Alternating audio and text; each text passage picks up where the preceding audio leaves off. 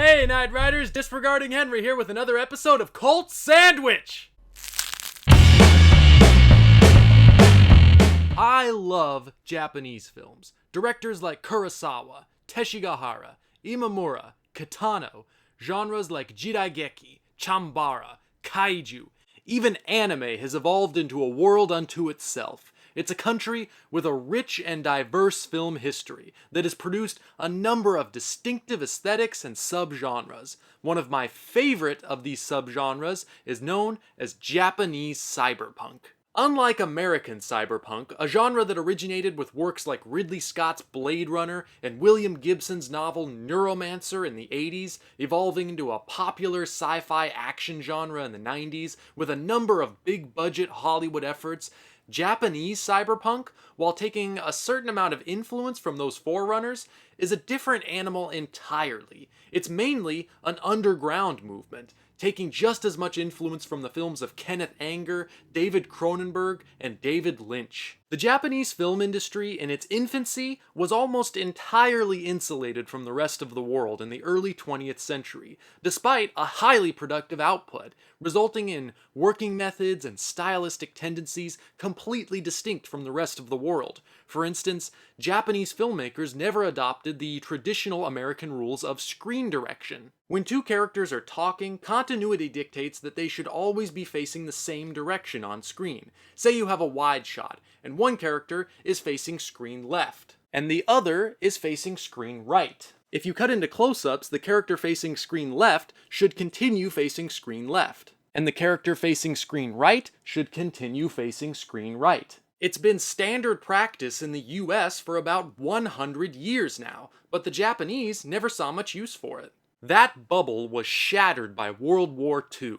During the American occupation of Japan just after the war, more American films began entering their market to fill the void left by the sudden halt of most Japanese productions, and as a result, more directors began adopting a more Western style, the most noteworthy being Akira Kurosawa, the director almost single-handedly responsible for introducing Japanese films to a worldwide audience, with breakout hits like Rashomon, Seven Samurai, and Yojimbo. Kurosawa took a great deal of influence from the westerns of John Ford and applied a similar sensibility to his samurai films, which in turn influenced a new generation of westerns in America. His stories have continued to influence films as diverse as Last Man Standing to A Bug's Life, and his 1958 film The Hidden Fortress largely inspired a little film known as Star Wars. Concurrently, there were the Godzilla films, which took their influence from King Kong and similar American monster movies, and spawned the subgenre of kaiju monster movies, which then inspired their own American imitations and homages. The Japanese and American film industries have been exchanging ideas and influences ever since, at this point, well over half a century. Even more recently, the inspiration of violent gangster pictures by the likes of Takeshi Kitano and Takashi Miike can be seen on the early work of Quentin Tarantino, not to mention the bevy of remakes of Japanese horror films that plagued us a few years back. But there's one subgenre that was too bizarre, too extreme, too kinky to inspire any kind of American retaliation. That was, of course, Japanese cyberpunk.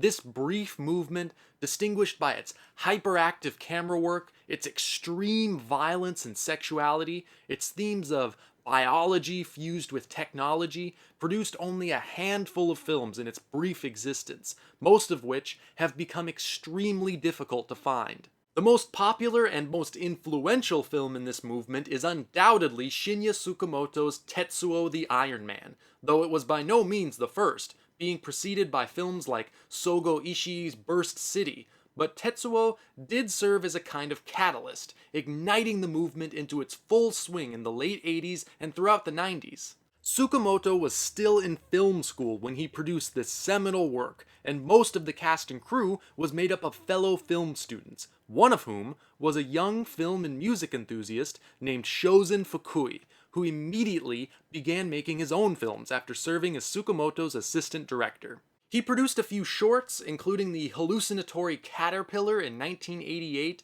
before making his feature film writing-directing debut with the crazed and downright psychotic 964 Pinocchio in 1991. 964 Pinocchio follows a young man named Pinocchio, played by Haji Suzuki, sporting one of the cinema's great hairstyles. Pinocchio is a sex slave, a victim of a company that lobotomizes men, wipes their memories, and sells them to sex-crazed older women. Pinocchio is abandoned on the street by his owner after failing to maintain an erection, and bumps into Himiko, played by an actress credited only as On-chan. Himiko is a mysterious girl who has also had her memory wiped, and wanders the streets of Tokyo making maps for people like herself. She takes Pinocchio under her wing and tries to help him recover his memory, but doing so begins to cause some strange reactions.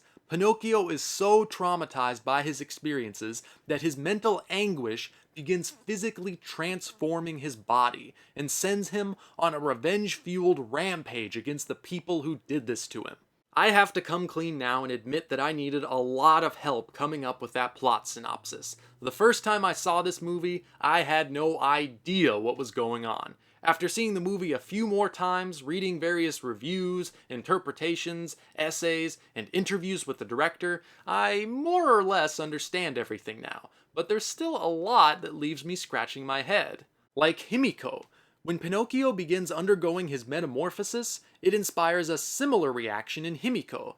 She then seems to completely alter her personality and becomes a totally different character after this.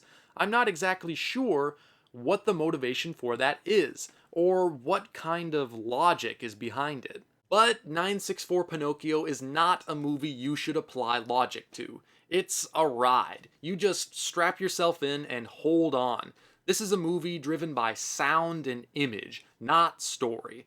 Fukui is not very concerned with following a narrative or taking the time to properly explain things so that the audience can keep up.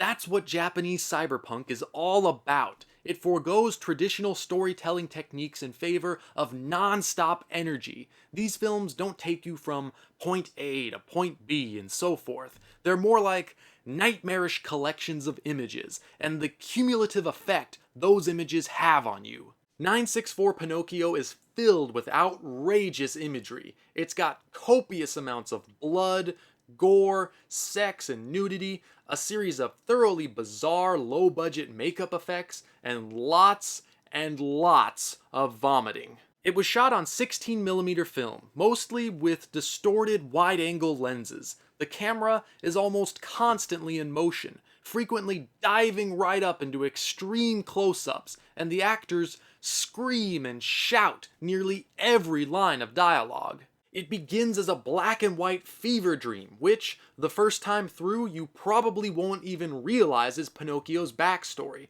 before slowing down to build up atmosphere and settle us into this world, then once again building up and breaking down into absolute chaos, with Pinocchio stampeding through the streets of Tokyo with a concrete pyramid chained to his neck, a sequence that was filmed guerrilla style, without permits, much to the shock and awe of countless pedestrians. Fukui was working with a micro budget, and many scenes had to be filmed extremely quickly before police would show up.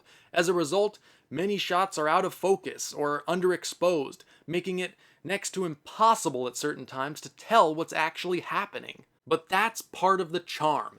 Japanese cyberpunk wasn't built on smoothness and slick production techniques. It was built on rough edges and a do-it-yourself aesthetic. It's the genre that most closely echoes the spirit of the punk rock movement, which was just hitting its full force in Japan at this time.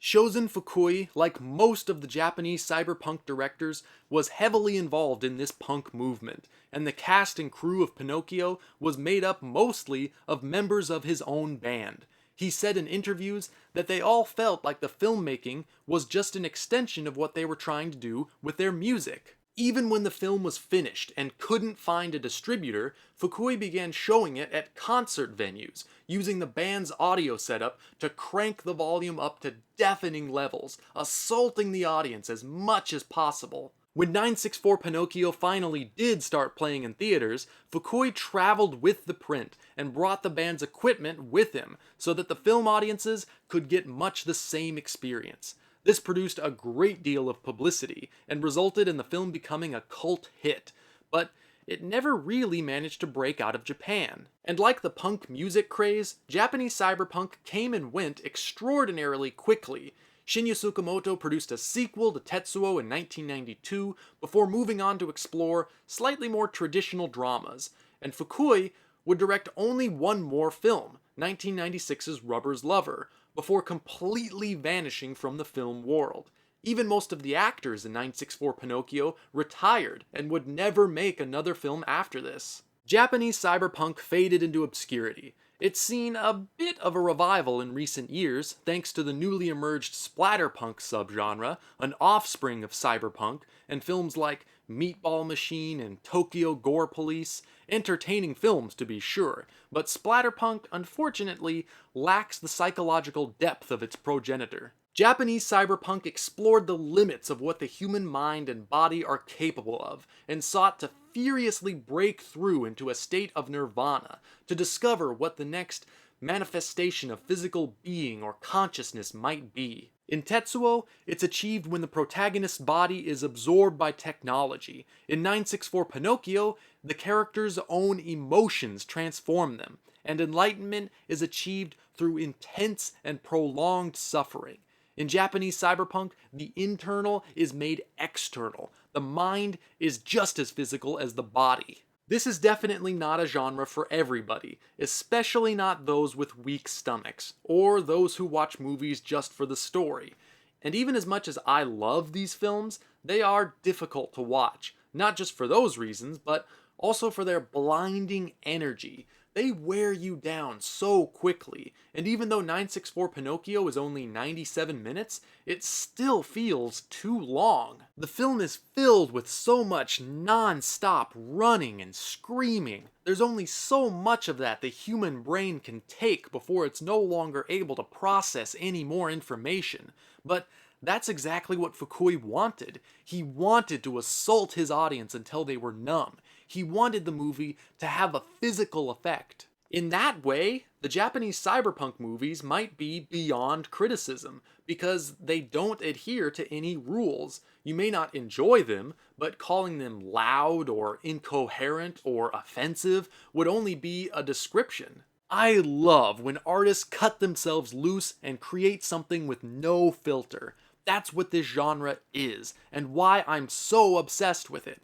I've read that Fukui has been making a bit of a return to filmmaking lately with some more short films, which he's trying to use to find financing for a feature about a virus, but I haven't seen anything on that in a few years. I hope he can find a way to make his return to feature filmmaking soon, and I hope the Japanese cyberpunk films are rediscovered and start to find a bit more of an audience. They weren't well distributed in the US, and just about every DVD is now out of print, making these films increasingly difficult to actually see. I know there's an audience for stuff like this, and you should know by now whether you're part of it or not. So try and see not just 964 Pinocchio, but also Burst City, Death Powder, and the Tetsuo films. Share them with your friends. Maybe start petitioning for a Blu-ray release for one or more of these films. If there's one thing that makes the internet so amazing, it's that it gives every film a chance to find its audience. This has been Cult Sandwich with DisRegarding Henry. If you could subscribe, like the video, leave a comment, like me on Facebook, or follow me on Twitter using the links in the description below, I would very much appreciate it, and of course, thank you for watching.